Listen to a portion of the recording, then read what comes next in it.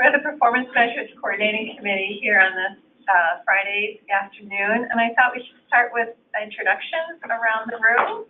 And I know you're not Marguerite, so but it's nice to have you here. I'm a criminologist in Marguerite's unit, sitting in for Marguerite. Welcome. Kathy Lobe from the Department of Health. Jennifer Graves from the Hospital Association. Susie Days from the Alliance. Dan Lessler from the Healthcare Authority. Nancy Genta, the Alliance. Hi, everybody. I'm Sue Birch. I'm the new director of the Healthcare Authority. Jonathan Sugarman from Qualis Health, but not for long. Good afternoon, Rick Rubin, CEO of Health.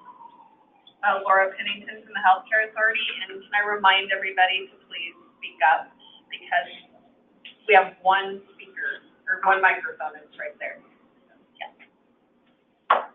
Stella Chang, Healthcare Authority, and we have Larry Kessler and Lori on the webinar today.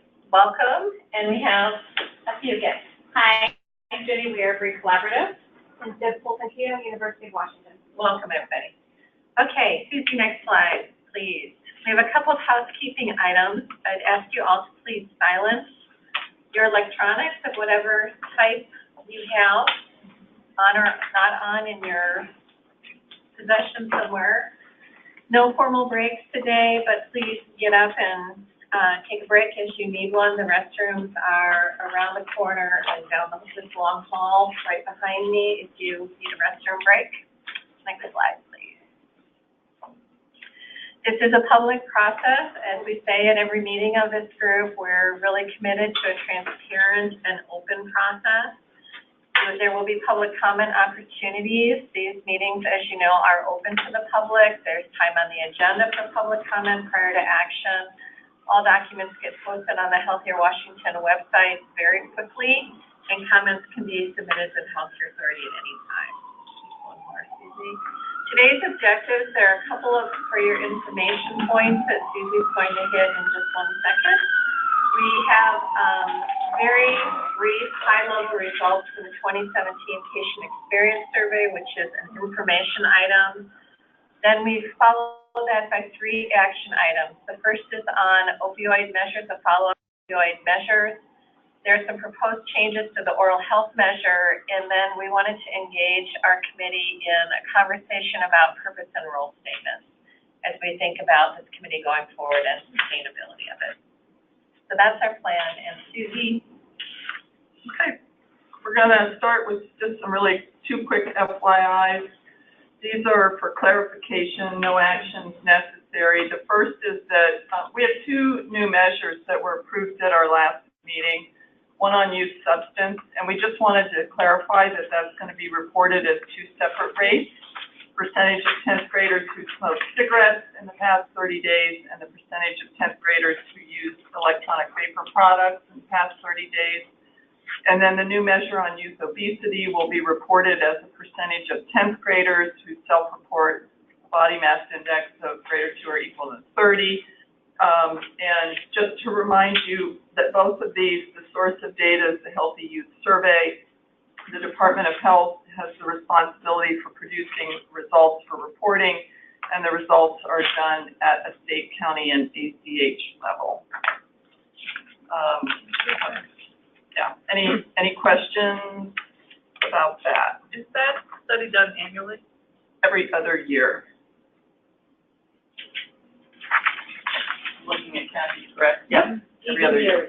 That's good. That kind of captures the conversation. Yeah. Okay, then the other FYI is that we did, one individual suggested to us that we consider adding the asthma medication ratio, either adding it or replacing the medication management for people with asthma measure. This is not for action today, but we would be considering this for 2019. Just so you know the difference between them, it's called the AMR measure, asthma medication ratio. It's the percentage of members 564 who were identified as having persistent asthma and then who had a ratio of controller meds, total asthma meds of 0.5 or greater. The measure that's currently on the common measure set the MMA measure, the same thing, members 5 to 64 who are identified as having persistent asthma and dispense appropriate meds that they remained on for at least 75% of their treatment period. That MMA measure is probably going to be retired by NCQA at the end of 2018. So that would be a good time to make this switch to the AMR measure. So this is, again, just a heads up that it's coming, but not for any action today. Any questions? That actually came from me. I facilitate the connection between providers in King County and the state, just so for additional context. I think there's still some confusion and thus engagement through the ACH body of work to sort of help providers understand the difference between how they can be free to sort of measure the progress of these activities in any way they want versus the formal performance measures, which were approved by CMS. And so that's sort of, I was trying to facilitate that conversation, but sent out the recommendation to BRIT and healthcare authorities because they felt very strongly Seattle Children's talks about not using MMA for their particular work. Yeah. Well, actually, I didn't know it came from you because the request that came to me was from David Buchholz at Primera. Oh, maybe there were multiple. So That's great. yeah, so the stars are going to align around. Oh, that's nice. Yeah. Well, Seattle Children's will be happy to hear they weren't the only ones Yeah. that were raising that question. So can I just add something? I know we're discussing it in the future, but there is to Ian's point, there is an impact whenever that measure does get changed out to the measures that are being reported by the ACHs through the Medicaid Transformation Project, and that's where that came from. Yeah. And so, we need to think about the timeline. It's also in contract. Yep. Yeah. But if it's retired by NCQA, it's, we're sort of pushed to do it, yeah. So any other questions? And just FYI. So we thought we would just take a few minutes to talk about the results from the patient experience survey. I'm going to go through this quickly, except for the last part, which we might spend a little more time on because it's in response to, the material I'm going to present is in response to a request by this group. As you all know, the Alliance does a patient experience survey every other year. We use the CGCAP survey. We used a 12-month version using a 4-point scale. The survey included 50 questions, including the CGCAP core questions, CAP supplemental questions, and a few others that were homegrown, just a small handful of them. The questions that we ultimately include in the survey are approved by the Alliance Quality Improvement Committee, which is a group of about 22 physicians. This year, the survey was available in English and Spanish, and you could respond to it on paper or via an electronic response on the internet.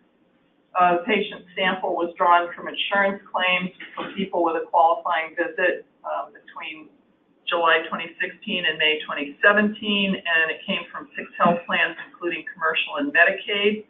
The survey was mailed to 250,000 people and was in the field between August and November of last year. We had a 26% response rate, which is a very good response rate for a patient experience survey, enabled us to report results for 114 medical groups and 351 clinics, and all of this detail you'll find on our community checkup website. We do public reporting for primary care groups of 4 or more, but for the patient experience survey, we only report results that achieve a 0.7 or greater in terms of a reliability score. So we're pretty rigorous about what we're willing to share publicly, but what I would say is we have very detailed data at a clinic and medical group level, responses to all 50 questions that is available to the medical groups and clinics for quality improvement purposes. What, 26% or something? Yeah. Great. Yeah. Have any of them taken you up on that offer? Yeah, a few of them have. Yeah. So we publicly report 5 measures, but you'll see the blue box around measures 2 and 3, which are the measures that have been approved to be on the common measure set. So how well providers communicate with patients, and then how well they use information to coordinate patient care. Both of these are composite measures that draw together the results from multiple questions on the survey that pertain to these topics. And then everything we report publicly are case mix adjusted for age, gender, education, and health status. So in terms of the two that are on the common measure set, there's a lot of detail on our website, so this is just a quick summary. This really is the most important aspect of patient experience, provider communication. We know that every year we do a key driver analysis, and every year we get the same answers about that. Our overall performance did improve slightly since 2016 on this particular composite measure at a statewide level. It is the measure that we do the best on as a state, but that's not to say that there isn't still lots and lots of variation. You can see there at the bottom row of the chart, the range of performance across clinics is basically a 30-point percentage spread, and the state average is 10 percentage points below the national 90th. So we have a lot of room for improvement as a state, and there's particularly a lot of room for improvement for some clinics that are performing at that bottom end of the range. On the how well they use information to coordinate care, this is a relatively new measure. It's only the second time that we've included this. And so we don't have results for all 4 years, but our overall performance actually declined since the 2016 report. Not a lot, just a little bit, but it was statistically significant. Here you'll see that we've got a range of performance that's even broader with a 40 percentage point spread, and here we're about 14 percentage points below the national 90th percentile. So even, a lot of room for improvement in this in terms of patient experience in the state. So now to get to the specific questions, some of you will remember that the PMCC asked the Alliance, they said, next time you do a patient experience survey, would you please ask questions about alcohol use and provider advice about unhealthy drinking? And we ended up we worked very closely with Dr. Kathy Bradley, who's a nationally known expert on alcohol use and advice, and she helped us formulate these questions. These are the 3 questions that were on the survey. How often do you have a drink? How often did you have a drink 5 or more times on one occasion? It's actually 4 times for women and 5 times for men is what constitutes binge drinking or unhealthy alcohol use, but we didn't have room for a 4th question. Kathy thought it would be okay if, for this purpose, we just asked about 5 or more, and then we asked about whether or not they got advice to drink less or not at all. We published the results on our website as a highlight. You can go there. This is, if you go to our homepage and just click on highlights, this is what it looks like. And you can click on the particular tile there that's about alcohol use by Washington residents, and you can get a little bit more detail. This is a little hard to see here, but basically, these charts show that about 35% of males and 21% of female respondents said that they have 5 or more drinks on one occasion at least some of the time. And you can see that it declines with frequency. So by the time you get to daily, it's a fairly small percentage. And that the probability of reporting brief alcohol-related advice by providers increases as the frequency of binge drinking increases. So it sort of suggests that providers are focusing their advice on the most severely affected patients that are drinking heavily. But even so, about 26% of men and women who reported that they have 5 or more drinks daily or almost daily said that they didn't get advice from their provider to drink less or not at all. So if you remember, the reason we included this is the U.S. Preventive Services Task Force recommends that providers screen adults for alcohol misuse and then offer brief counseling interventions for those adults who are engaging in risky drinking behavior. And it's because doing that has demonstrated efficacy in primary care. And so you can see we've got some work to do in the state to try and promote the use of this brief screening and intervention. Can I ask what maybe a silly question, but how reliable a reporter is somebody that has 5 or more drinks daily? I mean, that sounds silly to say that, but it does make me wonder if, that for that last group, that those people are necessarily going to be good sources of information for anything. Yeah. Well, you know, the set of questions that we used came from a validated tool that came through the Veterans Administration. And I think it's a good point, but at the same time, the whole thing is a patient experience survey, and all of it is self-reported. So one could just argue that it may not be 100% accurate, but it's still valid information because it's the patient's perception about what's happening in the care environment. Like this is the audit seat. This has been extensively validated against different like biologic markers and so forth, and actually performs quite well if you look at so-called ROC curves and specificity.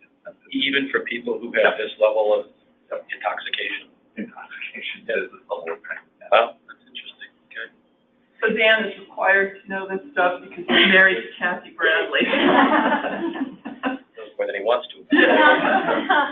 You know, one other thing about the survey in general, I chair the Quality Improvement Committee in Neighbor Care Health, and you know that we have a 51% consumer board like all HIC.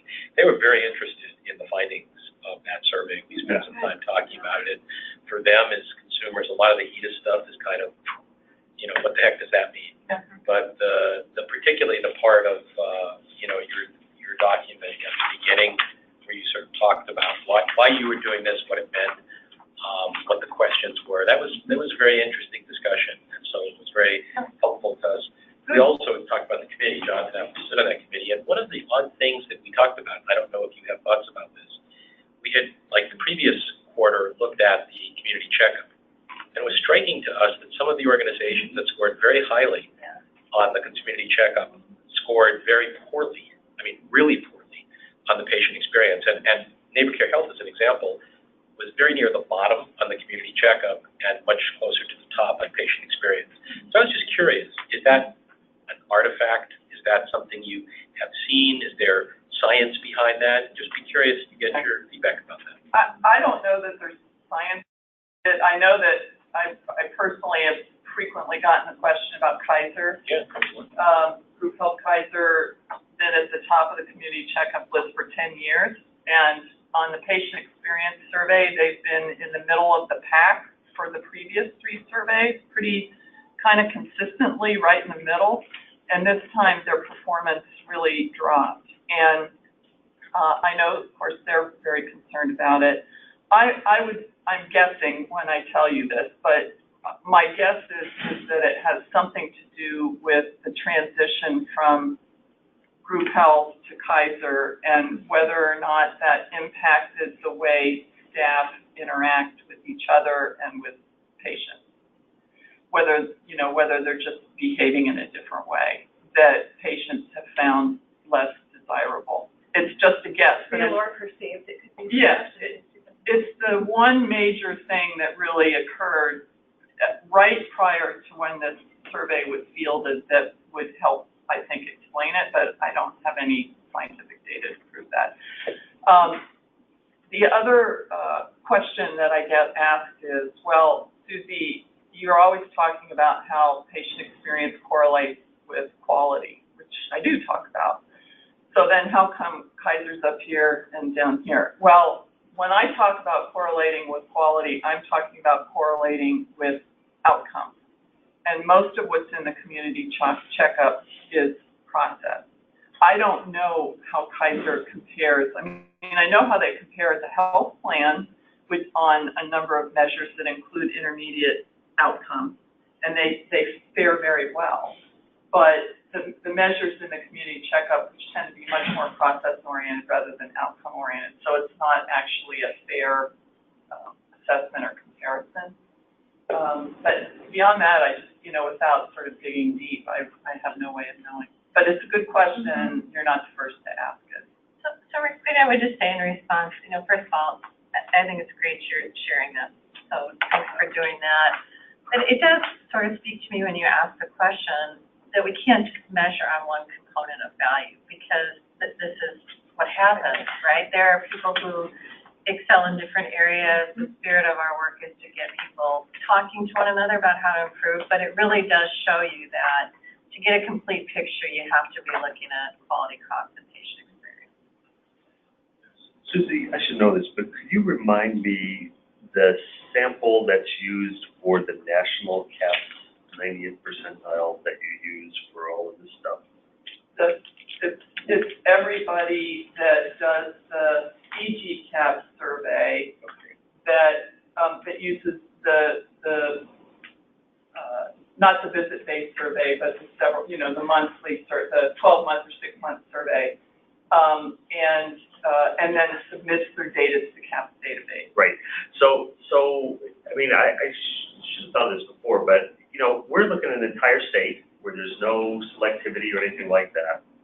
And that is a different self-selected or at least not universal sample. So when we say 90th percentile, it's actually a little bit of an apples to oranges comparison. It's a hodgepodge. So there's a lot of delivery systems that are sort of narrow medical practices that implement the CG-CAHPS survey, but there are also other large state fieldings like Massachusetts and California. So I would suggest that the comparison should not include the Mayo Clinics, the Cleveland Clinics, whoever does this and voluntarily reports because, they're doing pretty well. And instead have the comparison be to an unselected large population, because I'm sure, it's always surprised me the things in which, quote, we're not as our 90th percentile is lower than quote, the national things, because it just is not consistent with my sense of what the care is like here compared to across the country. I mean, so I actually think that that's a problem, to be honest. I mean, it's encouraging maybe. I mean, it's a way to set a high bar and say you could at least do blah, blah, blah. But that's different than saying it's a comparison to the U.S. 90%. Although the Alliance does report, so the data where Kaiser is reported is relative compared to the state average. So, right. So no, I understand that. Yeah. Right. So I hear what you're saying. If such a reference point is available, I look at that benchmark as just being something that grounds you in what's possible in some way, as opposed to. Yeah. Okay. Susie, quick question. Yeah. You mentioned that the patient experience survey results were case mix adjusted. So back to your question about the difference between patient experience and clinical quality measures. I mean, we can't completely depend on case mix adjustment to make a fair comparison between like a neighbor care health and a polyclinic or something like that. So there's that operating in the data too, which is you can't completely statistically adjust the patient population and make it a fair comparison. That could be something else driving the different relationship between clinical quality and patient experience for one provider organization versus another organization, because the demographics and risks that people are presenting with are so different. Yeah, I can't speak to it right off the top of my head because I don't remember it, but our survey vendor actually did this study where they compared clinics that had a heavy population that were commercially insured versus a heavy population that were Medicaid insured. And they actually smoothed out most of that with the adjustments that they did. So I can talk to you about it offline when I can pull it up and look at it, but we did actually take a look at that. That'd be great. There was a question from the phone, how representative is the patient experience survey to Washington State residents? Were there geographic areas or demographic groups that were over or underrepresented?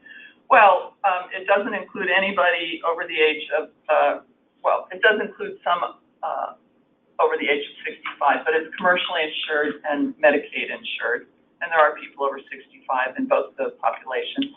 It didn't include anybody that's uninsured, and it didn't include any Medicare or people under age 25. So we specifically set it at age 25 because from previous surveys, we knew that 18 to 24-year-olds don't really respond to the survey. Or anything else? Or anything else, yeah. But it includes all areas of the state where there are, we sent surveys to 38 out of 39 counties. The 39th was Wahkiakum, and they don't have any groups of 4 or more, any provider groups. So hopefully that answers the question first one. So this was all FYI, no action. We should probably move on. Right. So next is opioids and the opioid measure. I think Kathy. Yeah, can I just tee it up? Two real quick things, and then I'm going to turn it over to Kathy. So just as a reminder to people, at our December meeting, it was decided to table final action on these 3 measures that you can see on the screen, pending additional analysis by the Department of Health about whether or not we should adjust results for age and gender before reporting them publicly. So that's what we're here to do today. And just also to remind you that the measure steward, of the measures we looked at in December, it's the BREE Collaborative. The measures are not NQF endorsed. The data source will be the Department of Health. And we're only going to be doing reporting at a state, county, and ACH level, not at a medical group level. And with that, I'm going to ask Kathy turn the control over to you. Great. I'm going to try to go fast. So what we want to do is really try to finalize the methodology. And I'd say that there's actually 2 questions. The first question is, for some of the BREE metrics, there are actually 2 methodologies within the metrics. And then the second question is the age adjustment question. So these are the 3 topics. We're just going to walk through each of these measures and then discuss them briefly. Okay, so the first metric is really looking at high dose prescribing. And there's 2 ways to do this measure per the BREE. You can look at a percent of patients who are taking chronic opioids who are on high doses. Or you can look at the prevalence of high-dose opiate use within the population. So the methodology in the left, your numerator is the number of chronic users who are on high doses. Your denominator is the number of chronic users. And for example, like about 25% of chronic users were on doses, at least 90 MEE. The other way to do it is just look at the number of chronic users per population. And for example, like 5 people per 1,000 populations had chronic or were on chronic high doses. And this is what the data actually looks like. So on the left is the proportion. The dark line is 90 MEDs, and the dashed line is 50 MEDs. And then the prevalence is on the right. I do want to point out that it's really interesting. In 2014, this shows that these aren't really measuring the same thing. If you look at 2014, you kind of see a decrease in the proportion of chronic users who are on high doses, where the prevalence of high dose users was pretty flat in 2014, which is interesting. And we actually think this is because tramadol was rescheduled. It was added to the PMP data, and that increased the number of total chronic users. So if you look at the number of total chronic users, it actually went up slightly during that time period, and therefore the percentage of chronic users who are on high doses decreased. So just something just a little bit of a difference between the data sources. So if you use the methodology on the right and look at prevalence, this graph is pretty hard to read, but it basically shows that their age adjusting makes a big difference. The graph on the left is Snohomish County. The graph on the far right is Whitman County. If you look at the crude rate of people taking 50 MEDs, that's the dark blue line. You can see the dark blue line on the far left and the far right graph is very different. It looks like, prescribing in Snohomish County is a lot higher. When you age adjust and sex adjust and look at that dashed blue line, it's almost the same. It's essentially the same in the far left and the far right graph, if people can see that. So basically we think age adjustment and sex adjustment makes a big difference. In this data, we know that the demographics of our counties are different, particularly Whitman, which is WSU, very, very young population. We have some counties that have a very old population relatively. So, the two things we need to decide is, one, do we want to use percent or prevalence? And two, do we want to age and sex adjust? And I would have to say the recommendation from the department would be, if the purpose of this is really to compare prescribing in ACHs and counties, we kind of feel that using the prevalence is a better way to compare across counties than using a percent, because the total denominator of chronic users might be different in different counties. And we also recommend age and sex adjusting this measure. So I guess at this point, maybe we could have a quick discussion while this measure is quick in people's mind, and then we'll move on to the next one. Does anyone have any thoughts about this? When you guys discussed this, was it a consensus, like this is the obvious way to go? Did you agonize over that recommendation, or did it seem pretty clear to you? I think from a population health perspective, it's pretty clear to us. If you're only going to report it by county and ACH, and you want to compare what's happening in each county, or you want to compare what's happening in each ACH, I think that it's pretty clear that what we feel is it's clear that the prevalence would be an easier number to compare. But if you want to use these metrics to eventually, implement in clinics and take down to that clinic or health plan level, they don't always know their population denominator.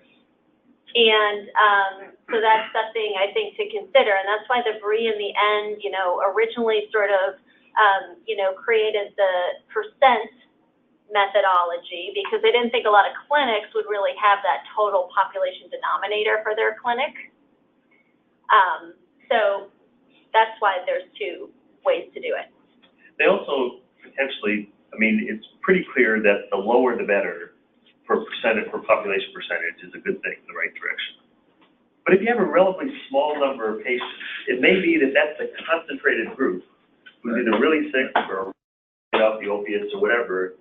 And so it may be that actually higher is not, absolutely worse if you're comparing clinic to clinic. So, they do say two different things, and it's putting them together. Like if you have a lot of patients and a lot of people at high doses, that's a much bigger problem than if you have a low population rate. And the ones who are on it are the ones who either couldn't get off or wouldn't get off or whatever. So, and we hope to have less chronic users in the future. Right. So, period. So that's what we're striving for. So if it was a binary choice, either or, then I think, I would agree with what you're suggesting wholeheartedly. But they do potentially tell different stories. Exactly. It's different information, quite frankly. Can we unmute? Is he unmuted? Larry, do you want to comment? Larry Kessler, you're unmuted. Thank you. I would comment, except I think Jonathan just said what I was going to say. I think that at the clinic level, if you move around on how many people you're prescribing to be chronic users, it could change the figure you're measuring in a way that might or might not reflect what you're really trying to measure. I would go for population. I think that's our most important measure right now. And the recommendation is to report at, statewide, ACH-wide, and countywide. So you're really talking about population level reporting here for the performance, Having just seen yesterday in Anacortes, a very sophisticated MAT site, I think for the purpose of capacity building, that it's far better to use prevalence and start here and let people dig for more detailed information or provide it later when we do more capacity building to even some of the services out over time. Should we move on? Okay, so the second metric I think is a little bit more straightforward. It's looking at the days supply. among new opiate users. So, and these two methodologies are really, really quite close. So, the BRIE methodology says to look at the proportion of new users who have a 3 or less day supply, a 4 to 7 day supply, an 8 to 13 day supply, or a supply 14 days or more. And it's based on the days that the supply is dispensed. So, basically a new user is defined as somebody who got no opiates the prior quarter, who then gets opiates in the subsequent quarter. They're considered a new users, and you look at that day's supply. At the department, we do a little bit different. We've posted data online, and it's done just in a little bit different way. We use 3 or less days, 4 to 7, 8 to 13, and 4 to 59 days, and it is age and sex adjusted. And the other thing that we had talked about as a department is that a lot of these prescriptions actually have refills on them, or some of them have refills on them. And it's just interesting to think about.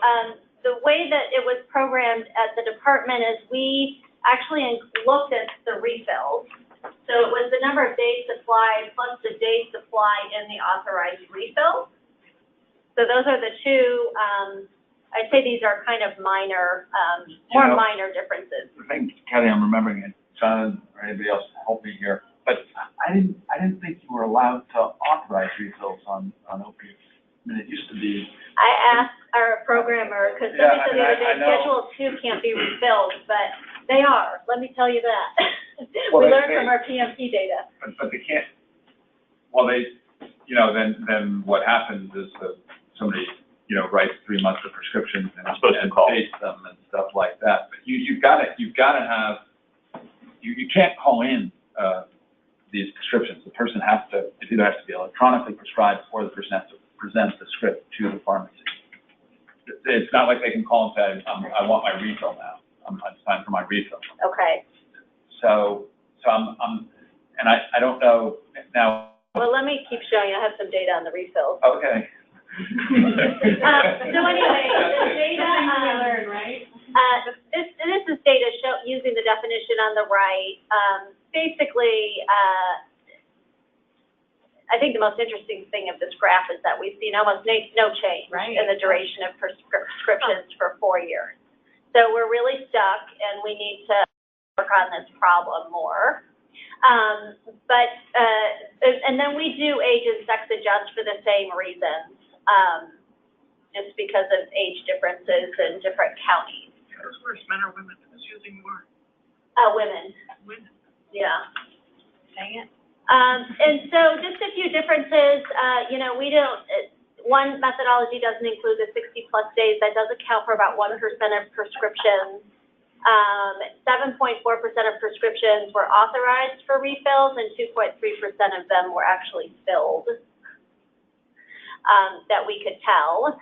The days supply dispensed plus the days supply of refills might actually give you some better information about the prescriber's prescribing behavior, just something to consider.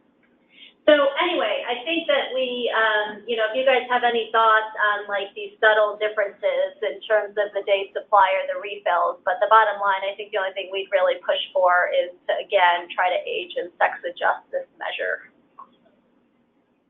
So, does anyone have any thoughts about the day supply? Well, I just have a question about, it's kind of more of a conceptual question, and Ginny, you might want to comment, but the measures that were proposed were the BRIE measures, and this sort of diverts us from the BRIE measure, and I'm wondering sort of how much we care about whether or not we're faithful to the measures that the BRIE work group really spent a lot of time developing and developed a lot of stakeholder agreement around.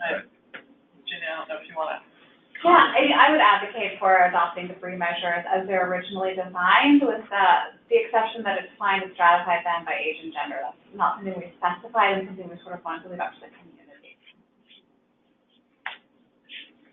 So I'd be totally fine with that decision, going with the measure on the left, And there's two ways that you can age adjust. You can either age stratify, look at just different age-specific rates for different groups, or you can actually age adjust it overall. So there's just one, number for the whole county as opposed to, it just gets to be a lot of data. Yeah, I think the age stratification, though, is more interesting because we saw some really big differences in the work we did in communities based on kids versus adults. Like, some communities in the state really popped out as having a problem around children, but those same communities were not a problem when it came to prescribing for adults, and vice versa. Well, we could do that. I mean, we could just stratify by like less than 18 or greater than 18, using the BRIE definition on the left. Well, I'm wondering, what this group does with kind of the new information about the refill issue. Because I think to just like let that go away and not, I hear you guys, I'm new to this party, but, I hear you with going with the BRIE recommendation, but, I would throw out, well, what do we still intend to do about the refill issue? Well, but The question is, Dan, as a representative, the type of person on the BRIE collaborative said, oh, that's not an issue because you can't do refills. Well, it turns out it's actually an issue. So I guess I'd ask, did the collaborative consider the possibility that, there was a refill issue out there, or was it just kind of not on the radar screen? Because that was a data-free exercise. At least it was free of this today. good question. And just a reminder that my guess is the Department of Health is going to continue to monitor this the way it's written on the right. So the only decision we're making here today is which measures to include in the common measure set, but that doesn't mean that's the only way anybody in the state is going to measure this problem. Because we still have the individual provider data that we're going to be looking at, which will maybe get at the refill issue. I don't think that was discussed in the BRIE. I think it was something, the more we use the data, we're going to find things. And I think this is one of those things that, oh gosh.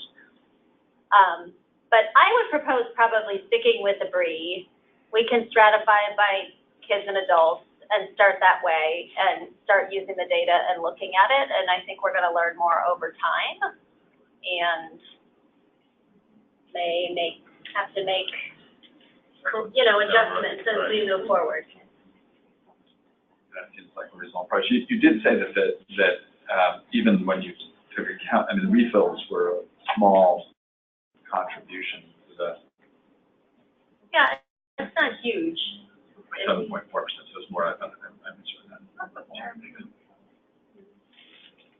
7.4% more than we knew was happening Right. before.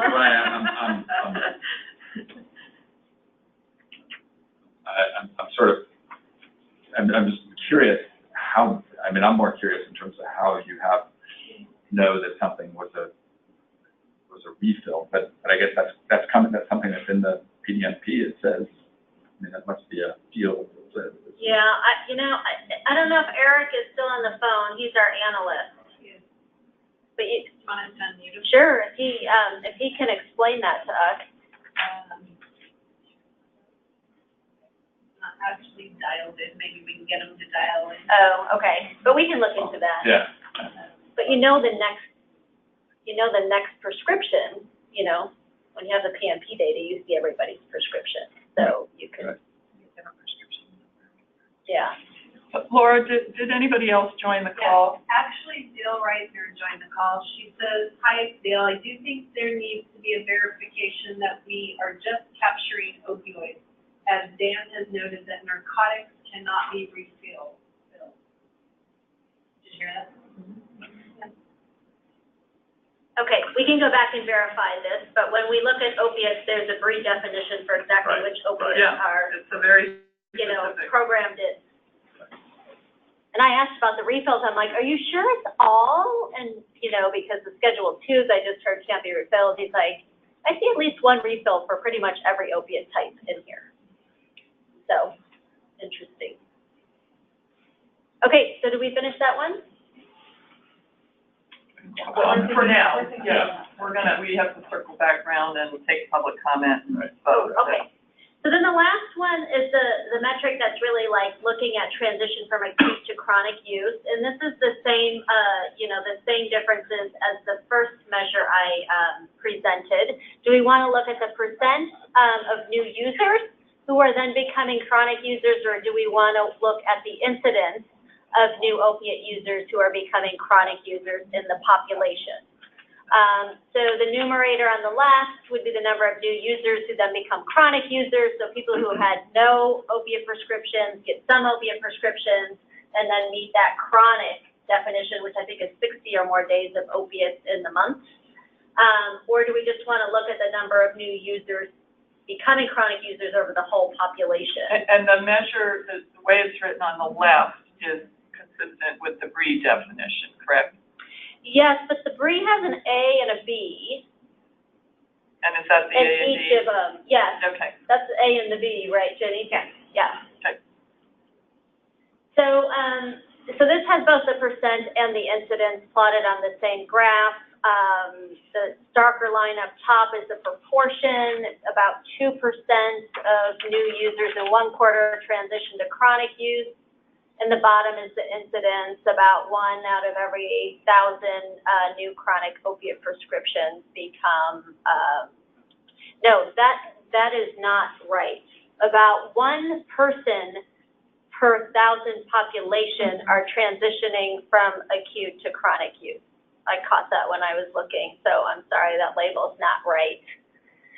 So anyways, the trend is about the same for both. We do have this weird funky peak. That is because we realized we were not getting data from a very large pharmacy for a several month period. So you miss all those prescriptions, you look like you have a bunch of new users the next quarter. So again, starting to use the data more and understand it a little bit better. So anyways, this is the same question. I'm not showing any age adjusted or sex adjusted, but again, I think the department stance is if we're going to look at, county and ACH level, that we probably recommend using prevalence again to make it more comparable, across but not population areas. age, sex adjusted. No, and age and sex adjust as well. So actually, this is interesting. This is different than the first time when, the first recommendation for the metric to use prevalence, which, makes sense to me, which had to do, it really has to do with the denominator, because in that first instance, the denominator, could change and so change what the measure looked like, and whether you add Tramdol and so you have many more users, or you just somebody clinic, Jonathan's point, does a particularly good job of getting those people who can come down, or off, and so you've got so your proportion looks high. But here the denominator, and I'm just thinking this through, that the denominator is, you're talking about a population that is transitioning, so they haven't, I'm trying to think about how would that, But if a clinic does a lot of opiate prescribing, right. like everybody who comes in gets an opiate prescription, you have a ton of new opiate users, your percentage could look really small in terms of how many are transitioning, Right. versus like if you Right. if you barely Yeah, ever right. prescribe Yeah. opiates and a few. But again, we're not doing public reporting at a clinic or medical group level. It's only at a county, ACH, state level for the common measure set. Kathy, Eric can speak now if you have any questions. Oh, okay, well, let's finish this discussion and we can go back. So if we're at a clinic level, it's a similar thing to before. Suppose you only started on opiates, people who had cancer, other chronic conditions that they needed, then you'd actually have a pretty high rate. And if you never gave anyone a sprained ankle or low back pain, you'd have a much lower rate than those who 1 out of 4 patients with low back pain got it, and only a few of those became chronic. So, but if it's only that was only at the clinic level. If it's going to be community, that stuff probably washes out, especially if they. Yeah, all of this reporting to the common measure set is going to be done at a community, a population level. My concern about the prevalence or incidents is that, we know from other reporting we've done over the years through the, community checkup, that it's, the per thousand is not something that mere mortals really understand that well. It's a much more kind of academic piece of information. Most people can look at things and understand what percentages mean, but they have a much harder time understanding what prevalence means. And we talked about that a lot in the BRIE as well. Like, I think providers would be they're kind of more motivated to move a percent because they understand a percent as opposed to a prevalence, which I don't think they just don't think in that terms. Right. And And consumers definitely don't. And it So- seems like really low, like only 1 out of 1,000, that's not. Right. So it kind of depends, what the purpose is. But by measuring at the county ACH level, have you lost a lot of the mere mortals' interest anyway? Is that where, because I agree with you, if you're asking me, is this clinic better than this clinic? I think a percentage, but if you're really at the population health level, I just wonder how many mere mortals are deeply engaged in that conversation. Yeah. Not that people doing population health I think part of it depends on the language you use to describe prevalence and incidence rates. So there's lots of of that used in news media articles. They just use social mass and different ways to describe it. Like when you're talking about firearm injuries or car accidents, you're talking about rare events, and I'd say this many people to fill Safeco Field or this and that. So I know that's not how the community economy should say it's reported, but for a rare event, there isn't another way to really structure it. But some of it, if you look at, we have a measure with just chronic use, and it's about 2% of our population that's on chronic opioids. So you can't change, that's really a prevalence, but you can't change it into percent. If the base is 100, then it's very easy to understand. Right. Because people are used to it. Hard on the numbers, you're really small though. But the other one that you 1,000. chose, that you were leaning towards doing prevalence, that was for 1,000 too. Right. So that's going to be similarly confusing. Right. Those numbers were smaller. Right. Yeah. Doesn't make sense to talk about fractions of Right, percent. I know, of a person, yeah. Yeah. All right, that's it. Susie, do you wanna? Hello? I think next steps are just, committee discussion, and then we need to open it up for public comment, and then we need to make a decision, and we've got 2 more agenda items today, so. I don't know if Eric was just trying to jump in. Somebody was trying to jump in. Oh, Eric, did you wanna just quickly explain the refills, how those look in the PMP data? Okay, sure. There's a field that has the prescription number and another field that tells how many refills were authorized. And so we can, from the field of the prescription number, we can tell if that prescription number comes up again on another prescription, then we know that it actually was refilled. And by looking at the refill field, we can tell how many were authorized. So that's what's in the data. Of course, we don't know what the patient actually has to go through in order to get that refilled.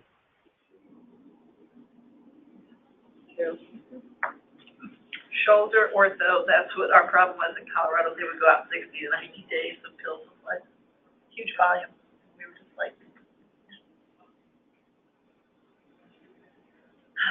So that's what it looks like. Yeah. The same prescription number. Right, no, Right. I don't understand that. Thanks, Eric. So I actually don't think we have any members of the public on the phone. Is that correct? We do. We have 1, 2, 3, 4, 5, 6, 7, 8. So, and you're recording their names, right? Yes. That's I know Deb knows the data well, and. So, do you want to open it up So, for public yeah, comment? so do you want to start with in the room and then maybe go on the phone? So, I don't know if there's public comment. So on the issue of, Make sure you stand up so they can hear on the phone. so on the issue of the new prescriptions, if you use all authorized refills, not everybody fills those. So you'd be overestimating the number of days supply for people who did not refill it. But you'd be getting the correct number for people who did refill it. If you just use the days supply on the first prescription and somebody has a refill, then you end up underestimating how much they got the first time. But not everybody with an authorized refill is refilling a prescription. That's sort of low, relatively low. Yeah. 2% are refilling it. Oh, 2%. 7% are getting it, and 2% of those, probably, or is it 2% of total? And I'm sorry, what organization were you with? University of Washington, That's total. I thought it was Deb was on the rework group that came up with the measure. And she helps put the slide set together and knows the data well. So thank you, Deb, and thank you, Eric. Well, I'm not a statistician or clinician, but I can advocate on behalf of the community that this is really something people want to see, that I think they will use. You know, the Everett Clinic is actually already using all 9 of our metrics in their quality improvement, and we're excited to see that and support that, and so this would be kind of a way to augment that work.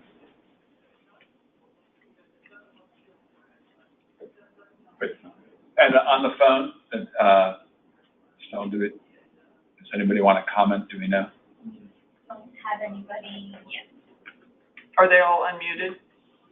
No, they're going to let us know if they're unmuted. Oh. Mandy, you're unmuted. Yeah, so I had a question. When you're counting this transition from acute to chronic, is it based off of just a particular time period? So you could have one person who may have transitioned multiple times during the year based off of how they were getting their prescriptions and breaks in between their prescriptions. Yeah, so the metrics are set up to be calculated every quarter. So in a given quarter, you need to actually look back 2 quarters. So the people 2 quarters previously who had no prescriptions and then had a prescription was a new user in the previous quarter, and then a prescription for 60 days or more in the current quarter is somebody who has transitioned. So yeah, if that person subsequently stops and then 4 quarters down the line transitions again, they would be recounted in that subsequent quarter. Does that make sense?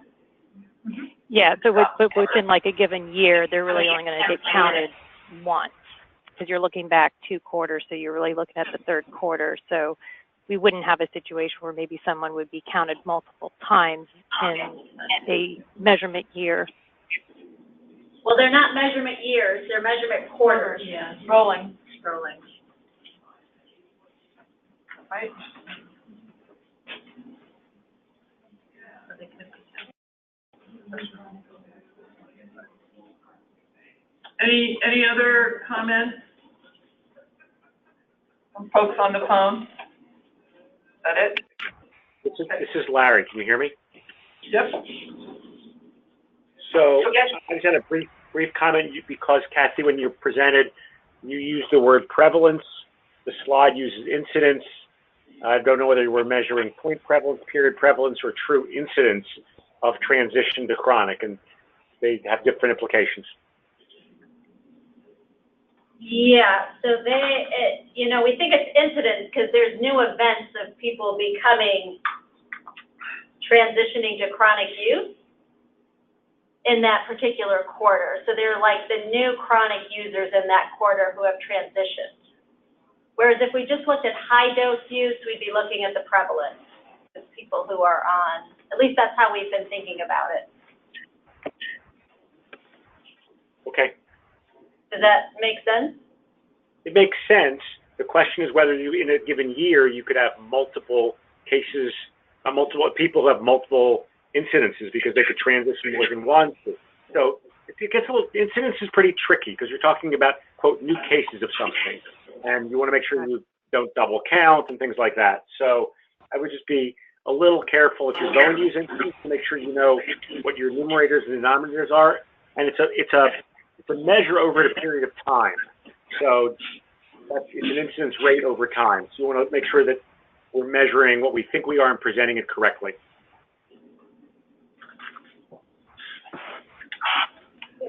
Yeah, it's okay. But common cold incident, you have multiple. Dale. Dale? Yeah, so it's Dale, and I'm still perplexed on the refill issue. And I know it's, We're all kind of doctors. I know it's a small item, but it makes me wonder about the validity of the data of what we are reporting.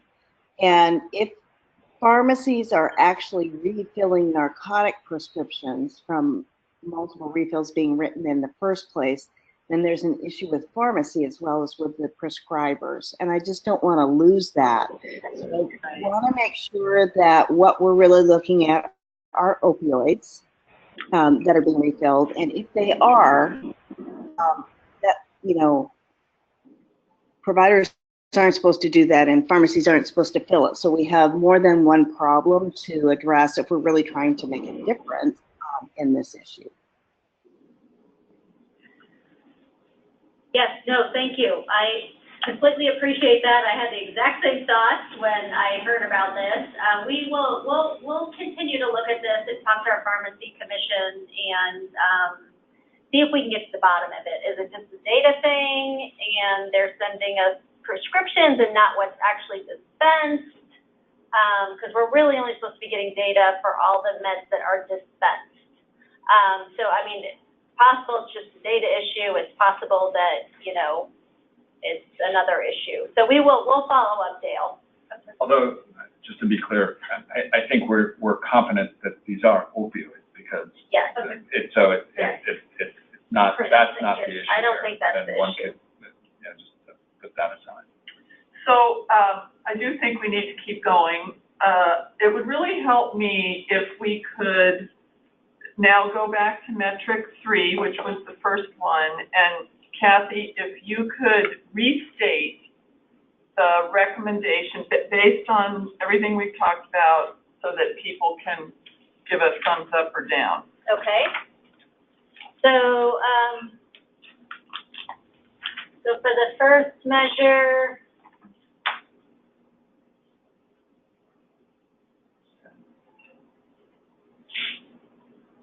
I think it's the easiest slide. So we would propose using the BRIE recommendation that includes prevalence, which is basically defined as the number of chronic users on high dose over a population denominator, and to age and sex adjust that prevalence.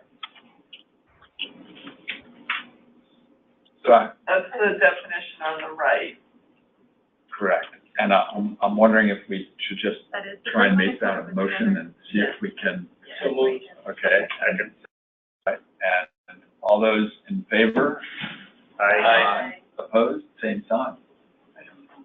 And Larry and Dale on the phone? Aye. Dale? Aye. Okay.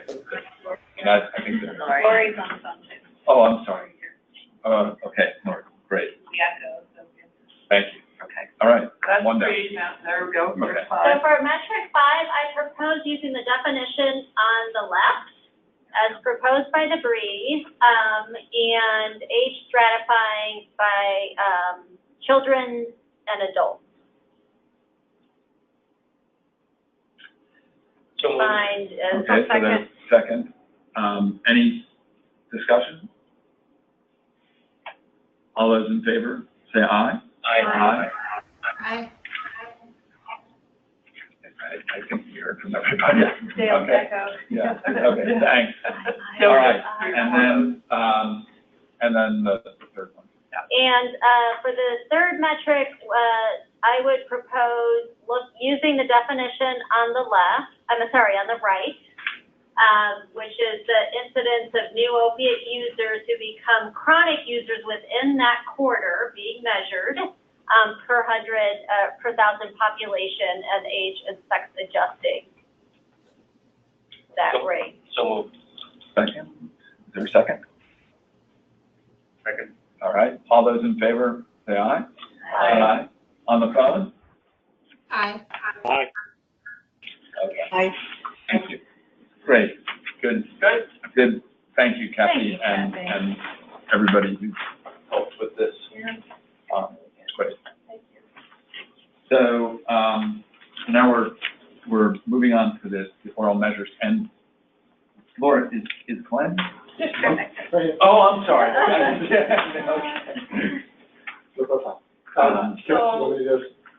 Right, so just to remind people, the oral health measure that is already approved and in the common measure set is what you see on the screen, total number of patients under the age of 6 who receive a fluoride varnish during a routine preventive, and I'm going to underscore the word preventive, healthcare visit with their PCP. We only do this reporting for the Medicaid population at the state, county, and ACH level. And we've had a request from the Arcoro Foundation. Glenn Puckett's here today to speak to this, and he's proposing that we change this measure in 2 ways. You want to stand up? Sure. And then maybe you can just introduce yourself. Yeah. And Sure. I'm not sure everybody knows what a Cora is. Sure. Mike, sure. Okay.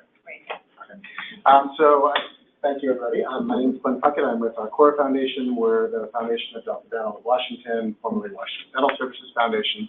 And the reason that we are proposing this revision to the measure is that we have learned through studying the claims data that a lot of these services are being delivered outside of the well child visit, the ESTD visit, because it's a very busy visit, and it doesn't actually need to be provided during that visit. So it's often happening during other, interventions, whatever the, patient's coming in.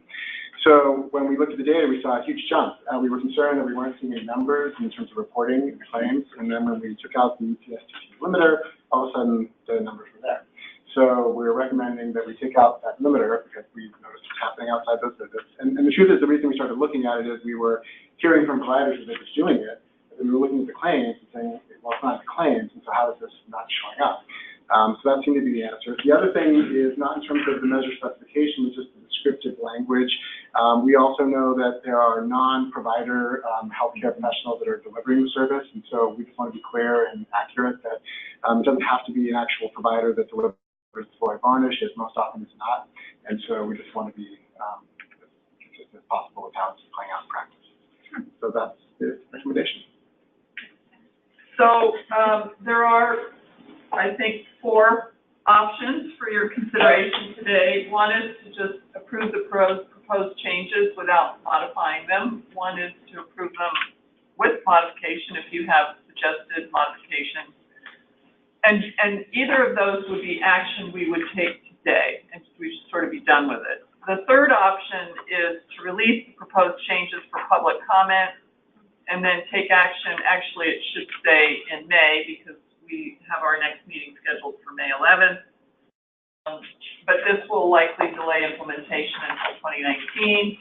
And the fourth option is to just reject the proposal to do anything. So the reason you would release for public comment is if you really think that these are such substantive changes to the measure that you think public comment is required. And if you don't think that it's sort of more of a clarification, then I think we can just take action today and get on with it. Have you received any comment? Has anybody addressed this in opposition to this recommendation? No. Yeah, I don't know why anybody would be, but no, I have not had any. Do you know what the difference in the measure is? Like if you limit it to that visit versus what the actual data shows? Like does it jump from like 10% to 70%? I've got it based on ACH regions because it's just how we ran it at the time we ran it. And just to give you an example, okay, so we were seeing 0.1% in multiple regions, and all of a sudden it went up to 2.6, 3.6, 6.6, 5.4%. So we're pretty dramatic jumps. In one region, it went up to 10% from 1%. Okay. Well, just accurately capturing what's going on. Yeah. So I'd make a motion to adopt the recommendation. Actually, I guess it's 2 recommendations or. Without modification. Yeah, right. Yes. Yeah. Ditto, or no, second. Okay. Any further discussion? Somebody on the phone trying to say something? No. Yeah. Okay. So all those in favor, say aye. Aye. On the phone? Aye.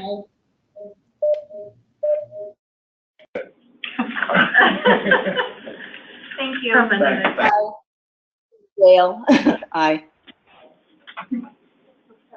Okay. Easiest thing we've done it on. Multiple people. All right. Okay, here we go. So our last agenda item, and you all got us ahead of schedule, so that's great here. I believe last time we were together, we talked about the fact that our committee would spend time in 2018 considering a sustainability plan, both to shape the work and inform the work of the committee going forward. And we thought we would begin this process today by reviewing and agreeing upon purpose and role statements. And so for those in the room, this is a document you have in front of you, and this was sent out with the material. So I hope you had the chance to take a look. We really don't want to wordsmith this. If you have, tremendous difficulty with a word, or, that you feel like it changes the meaning of what we're trying to express, speak up. We're not trying to do a group edit of a document here today, but more we're looking for direction and general agreement. That's what we're trying to get to. So there are really two things we want to discuss: the purpose of the Performance Measures Coordinating Committee, and then the role of the committee. So let's start first with the purpose. And just to lay further context for the committee, this comes from a conversation that Dan and I and Susie Ensmore had together. This was before Sue was on board. And so we took a stab at this together to give you a document to respond to. That was really our goal here. And we would say, as on the slide here, that the purpose of our group is to identify and recommend the Washington State Common Measure Set on healthcare quality and cost, which is what we've been doing, for some time together here. And that the intent of the Common Measure Set can be both narrowly defined and broadly defined. And we tried our hand here, both on the screen and in the document, with what the narrow definition is and what a broader definition is. The narrow focusing on the state as a leader and Healthier Washington as a purchaser of health benefits. And you'll note in the second bullet here, we mentioned Medicaid and PEB. That will soon be the teachers as well. And that would be something we would include here. And then more broadly, that this group validates and endorses measures of focus for broader public use, both for statewide public reporting, but also as we all continue to advocate for the measures being recommended for contracting purposes, or select measures recommended for contracting purposes. So we want to start by understanding with the committee that we have, common agreement about the purpose, and maybe we should go to the role and then we'll come back to the purpose. So Susie, if I could, or Dan, the next slide here. So the role here, again, this is work I feel like we've been doing as a group, but just to confirm here that the role of this group is to annually review and recommend measures in the Common Measure Set. And to do this, we have to stay abreast of performance measures. We have to know what's going on the national scene, what's going on in trending in our state. And we have to have a body that has wisdom either in the room or through our outreach through work groups that knows about the availability and reliable data sources to support this work, right? And that's what we've done. We both have really smart minds around the table with lots of background and insight into this work, and when we don't have it, we reach beyond this group to find experts in our community who have it. A second role here is to review our measures over time and based on the results, advise the healthcare authority who has the final say in our work here, and other appropriate healthcare organizations on the priorities as we see them, again, from a multi-stakeholder community-wide perspective. And then finally, to utilize the form and membership to promote use of this, as we said on the slide before, in contracting, looking for ways to align and simplify the work to actually make progress in our state. And I think we have one more slide, Susie, or maybe two more. We'd like to recommend here that what's out of scope for the Performance Measure Coordinating Committee is that it isn't our job to establish performance targets where national benchmarks don't exist, that we want this work to be vested in, national benchmarks, and it's not our job to figure that out. We're not measurement experts, although some in the room are measurement experts. As a committee, that's not our work. That it isn't our job to either sponsor or lead specific quality improvement initiatives from this committee body, although many of us, when we work, as Rick said at the top of the meeting, with our community organizations or back in our own organizations, we're spreading the word as ambassadors, but we're not endorsing or sponsoring from this committee. We're not saying to Rick, be sure the neighborhood clinics look at this or that, but we, just by the very nature of how we come together as a group, we're doing this in our own spheres, which are very broad. We are not charged as a committee with the responsibility for incorporating measures into contracting. So we're not, as a committee, saying to Regents or Kaiser or any other organization or any purchaser organization, get these measures incorporated. We're advocating for that again, but we don't have the authority or the responsibility to be sure that happens. And then finally, we're not as a committee, our role is not to evaluate the impact of the common measure set. In other words, correlating this with movement or lack of movement in our work.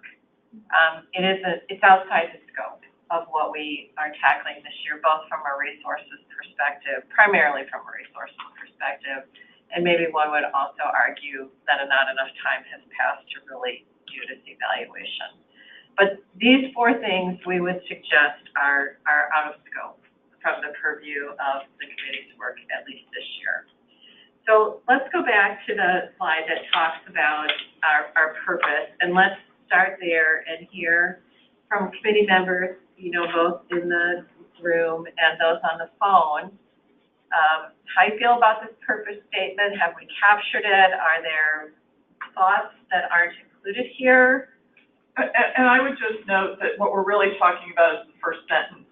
Yes. The intended use of the common measure set is just basically illustrative language to kind of help, add some color to this. The purpose statement is in the first bullet.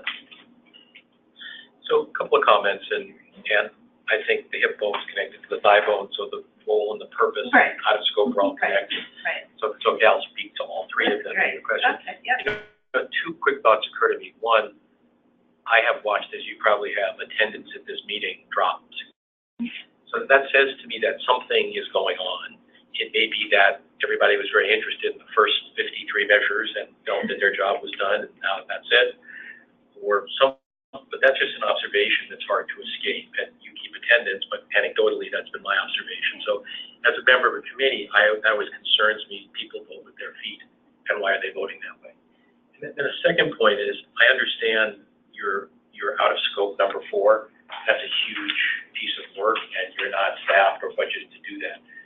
But I have to say, it feels odd to be sort of engaged in establishing measures, the purpose of which is to improve value, but we're not measuring the value of the measures. That it just feels odd to me, and it feels a little contrary in terms of the message that we're passing. And again, anecdotally, I have to say over the last 3 or 4 years, I hear a heck of a lot more about people feeling burdened and disturbed by the number of quality measures they have to track, and that's becoming very problematic. And on one hand, you can sort of write that off to whining, because everybody always whines about everything. But it has the potential to build cynicism around measures and to throw the good out with the bad. And even on the consumer side, I guess I've always wondered if more is better. So on one hand, I do understand that last piece, but I went back to the legislation and I noticed one of their criteria was manageable size.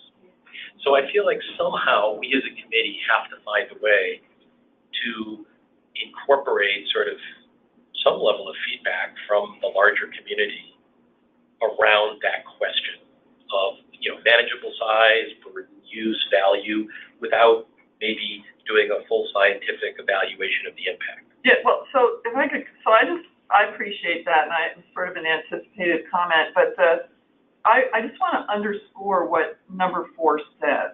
It's really, so if you look up under 1B, under number 1, where this group or whoever constitutes this group going forward, and we really need to look at who's on it, and some of the people who never attend maybe shouldn't be on it, but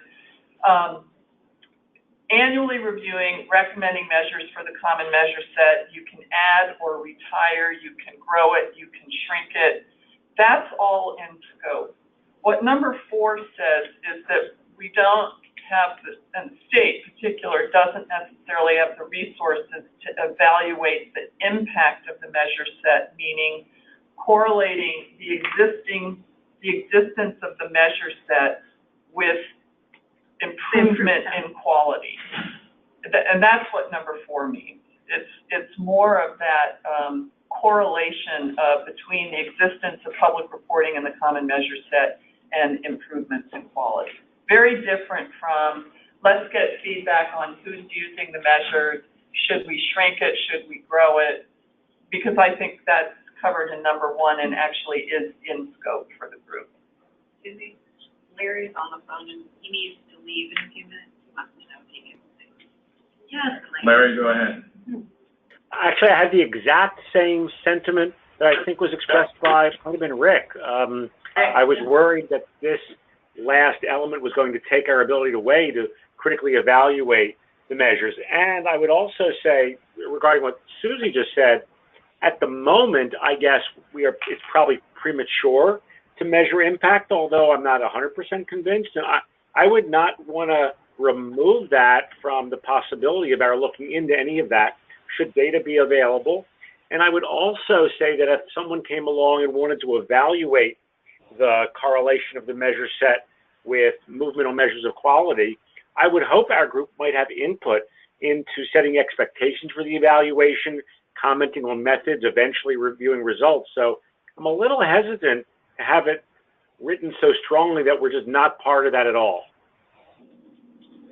So I feel similarly, but I think it could be mitigated, some of the concern. I mean, clearly the group needs to consider the impact. I think what you're trying to avoid basically is vesting the responsibility for going out and conducting an evaluation from first principles. But, I mean, it's inconsistent with B, which is if we're going to retire things, they got to be retired for a reason. And the reasons can either be performance is great and there's no reason to do it anymore because lots of other committees who are like this do that. That's why beta blockers after AMI got taken off in ASH reporting. It could be because the measure stinks and there's too much variability and there's inconsistency. It could be because what Glenn presented, that the measure turns out to not be performing in the way that was intended. So I think the language as stated is not acceptable. I think you can adjust it to clarify that, the committee actually is in scope to consider the impact of the measures in executing its responsibilities. But if you want to do something to make it so nobody thinks that this is resource to go out and do independent studies, that is, I guess, okay with me. But it is problematic to separate those and, the knee bone from the thigh bone, as Rick said, because it's actually to be intrinsic to the committee, an intrinsic responsibility to evaluate the impact of the measures as it decides whether to add, subtract, or modify. I mean, I think what I hear you saying is the same thing that Susie was saying, but that it's not appropriately captured in language here, perhaps. Maybe say formally evaluate or something at the bottom. I mean, I think, right. I mean, I think that just listen to Susie. That's what I think, she was trying to say here. But I agree that might be too not accurately reflecting the intent, and so we should modify the language. Sounds like. So I would say that there should be an affirmative thing that says that it is responsibility to consider the impact of the measures, and then how you do the evaluation thing to meet your goals for not,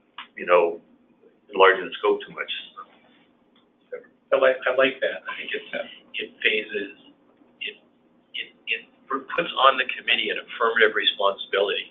It doesn't necessarily specify the methods, but if that were one of our affirmative responsibilities, we might think more creatively about how we conducted that assessment, rather than, you know, I think there are perspectives that you know, we haven't been able to bring in. And again, the responsibility also sits with people who have concerns to participate and voice those concerns. So it goes both ways. Okay, so I think we have pretty clear feedback around the role and, the feedback on items for 1B and 4. So I think we've got that. Are there other issues you would like to raise, either about the purpose and the role? Since Rick once they's joined, and I understand why he would ask that. Are there any other elements of this committee members you'd like to respond to?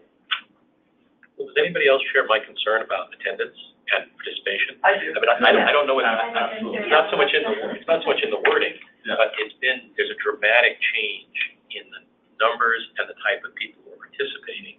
And so that will have huge impact, no matter what the words are, on how we do our work. You know, I'll just say that, I actually made a whole set of recommendations about changes in membership, but we decided not to really move forward with them until after we had this conversation. So we do need to do something about it.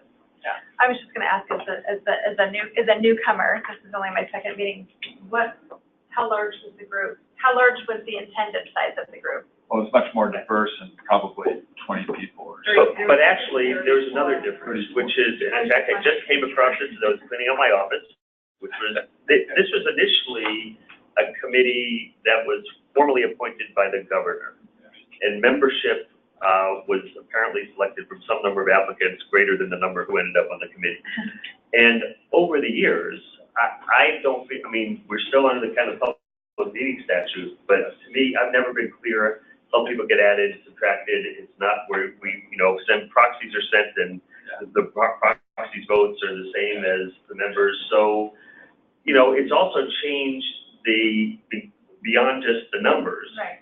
The terms of engagement have changed, and the responsibility has become much less formal than it originally was.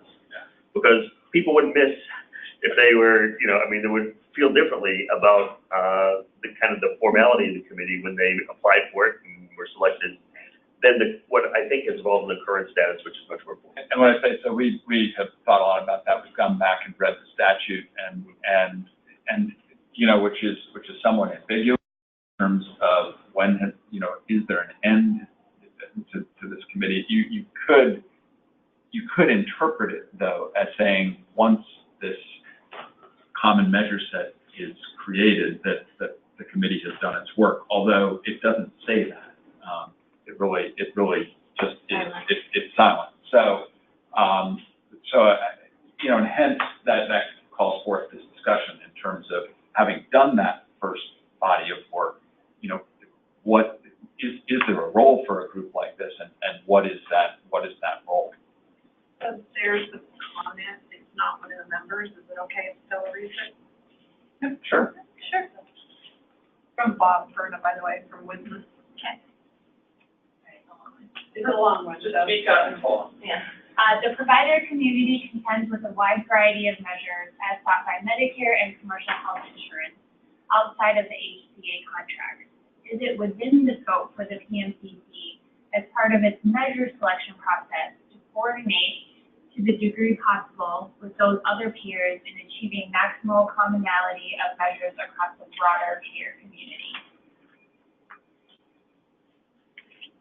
I was actually thinking the same, you know, this morning as I was thinking about this meeting, I was thinking about that same comment and the next steps for the committee, and I think it would address a number of measures too. I mean, maybe it's time to just stop and really convene all the payers who are using the measures, find out which ones are being used, which ones are being not, why they're choosing the ones they're choosing, why they're not choosing the ones they're not choosing, and really try to hone down the list to maybe something is more manageable that might even help the providers not be so overwhelmed, because that was one of the purposes of this group as well, to have a common set so that people would choose from this common set and people wouldn't get overwhelmed.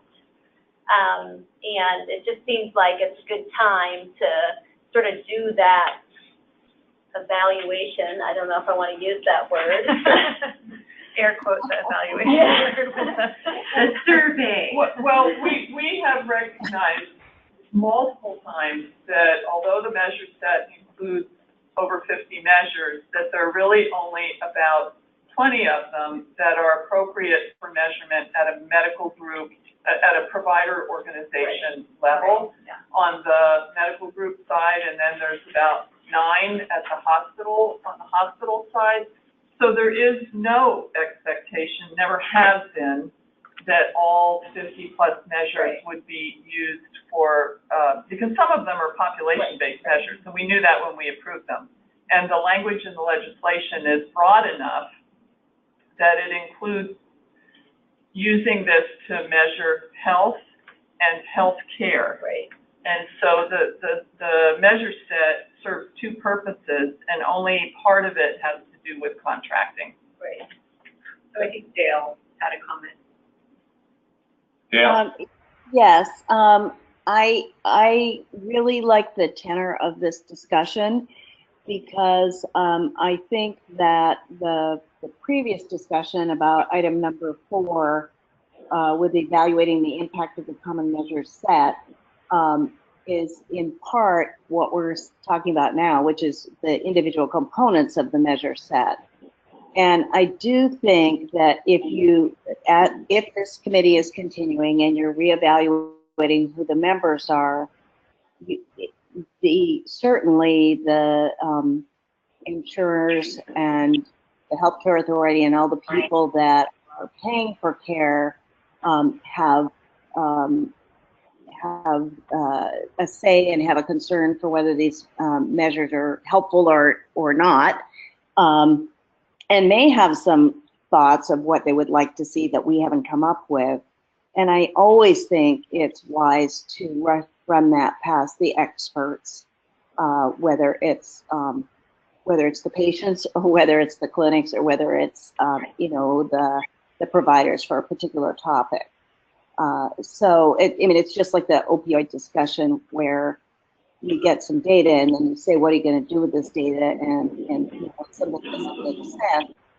If we have measures that end up being utilized by one group but don't make clinical sense or outcome sense, then somebody needs to be ongoing looking at it, whether it's this committee or somebody else. I would agree with Kathy's comment that I think it really would be very different.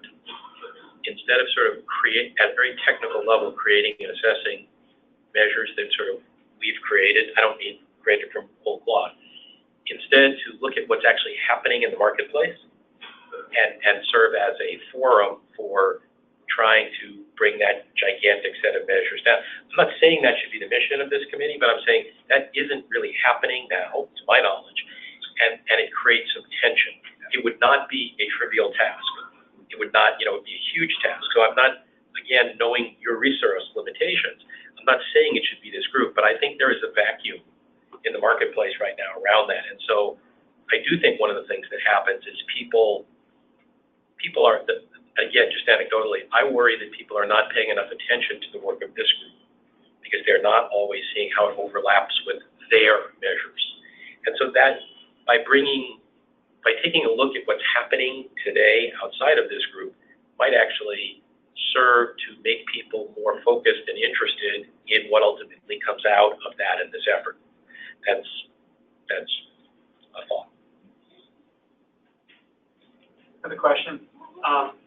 Looking at the purpose and the role and having followed the committee's work over time, I'm curious what the discussion has been around how the purpose and role connects to equity and social justice as they pertain to variation in clinical quality or patient experience.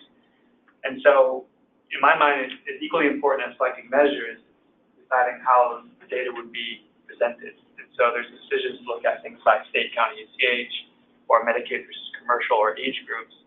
But the variation that we see, at least from the population health perspective, and healthcare utilization, health status by language or race, or where you live, is substantial, even after you adjust for those things. And so some of the variation is just due to, you see it in the county and there's different populations, but there's another type of variation here that relates very much to the healthcare workforce and also to how the healthcare delivery system connects to non-health services, social services. I'm just curious, having come in, how that has come up in the past and if there was a decision, what it might have been.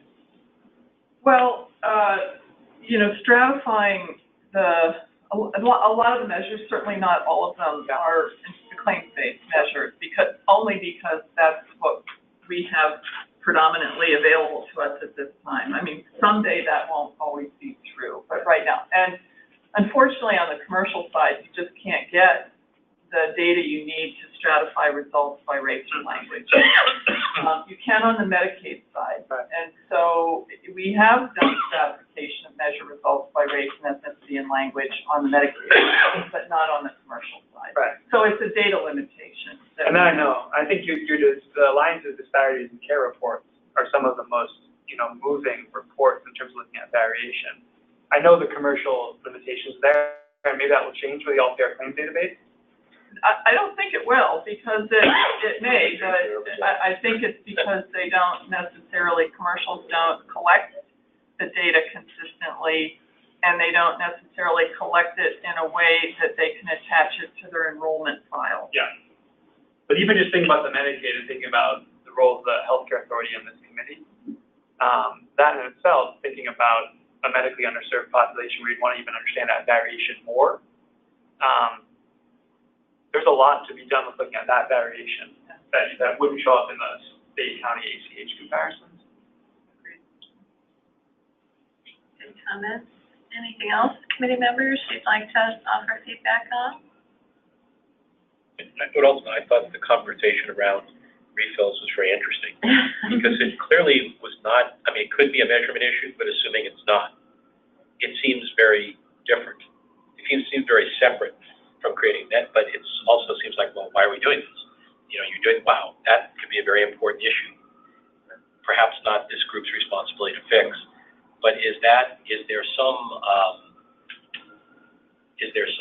logical path? You have people around the table who in many cases have a lot of expertise in assessing data. Is there an opportunity for smart people to look at things like, hey, who noticed that? And not for this group to be the one to act on that. I suspect that probably goes to, if somebody's writing prescription, that's supposed to go somewhere else. But it was interesting to me to think about what happens to that little tidbit, because it's possibly a very important tidbit. That's a good point. Any other comments? Okay, so I'm going to attempt to summarize this, and you tell me if I've got it, because we'll refine these documents now based on your feedback. And so here's what I've heard. There is incongruity between the role statement 1B and 4, and this committee feels like, although we shouldn't put the burden on a formal evaluation, we should be in a position of thinking about our work and making changes to our work based on how we reflect on progress. So somehow come up with the right language that separates a formal evaluation, as we would think about it academically, from the importance of us keeping this fresh and living and refined. That we should consider some means to gather data about the common measure set used by a variety of different stakeholders in the market, understanding that's a resource-intensive undertaking and may frankly be limited by resources available, but that's of interest to the group to consider. That we should consider an equity lens to the work and whether there's more we might do with that. Just to give that some additional thought, understanding the very extreme limitations on claims data, which is really true. and that we should cast whatever revisions we make to this work to think about a drop in attendance and whether we have the right players around the table. And as we refine the role and purpose of the group, we should think about the membership and how we strengthen that, change that, modify that if it's appropriate based on what we've stated. So what have I missed anything? No, I don't think so, based on my notes. And this comment is not, in reaction to that, but it's just, I just want to remind the group that we actually did do a survey of the health plans a couple of years ago, and we've talked about doing another one this year, where we asked them, how many of the measures do you use in your provider contracting and which measures? It was a very specific survey, and we shared the results here, and I can always bring those back, but I think it'd be better to refresh them. But one of the things we heard from the health plans is they have like thousands of contracts with providers, and those contracts are all over the map, because the way they get negotiated is they'll sit down with the group and they'll, some of the things that get built into their contracts are from the health plan's perspective. The plan picks them, and some of the things the providers pick them. And so, we know that there's a lot of consistency around the HEDIS measures. And we have a lot of HEDIS measures in the common measure set, because that's what health plans focus on, is HEDIS measures. So there's actually a fair amount of congruity around those, but not that every provider contract has every HEDIS measure in it, because they pick and choose from these to put into contracting. The hospital contracting was all over the map, and there was very little congruity a couple of years ago. So I think it's time that we do something like that again, but that's what we learned a couple of years ago. It might be interesting to make the focus of the survey the provider community, hospitals, the practices. I mean, again, maybe it's anecdotal because people sometimes exaggerate the challenges they face. But I keep hearing these amazing number of measures that provider organizations are tracking. So it might be good to quantify that, because maybe the problem is not, like you say, maybe it's not that, or maybe actually when you boil that down, that's one exceptional case.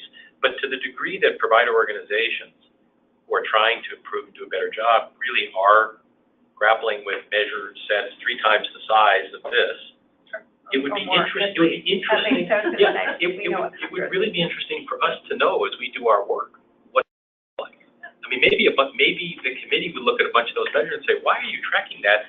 We all know that that's a totally invalid way of doing it." Or maybe we would learn something and say, "Oh, we never thought of that." But I think that if there's a way to do that on a cost-effective basis that doesn't strain resources, I think it would be very interesting to see, from hospitals and practices, what they feel they're responsible for tracking in all these value-based and performance-based arrangements they're participating in. I think that, Jessica, I think we would find there are hundreds, and that there are, we've heard anecdotally, there are nuances like the example given to me was a cervical screen measure. There are just little nuances, and when you have nuances and you're reporting across different contracts, you have to report them all and track them all. So, okay. Anything else for the good of the whole here? I think this was a good conversation, and Kathy, thank you again for the effort you and your team put into doing some measurements to see what things would look like on the opioid side, and anything else for the good of the whole? Thanks to Deb. I can't really take credit for much of that. Okay, do we have a motion to adjourn, Sam? Second? All in favor? Anyone opposed? Thanks for coming. Yeah.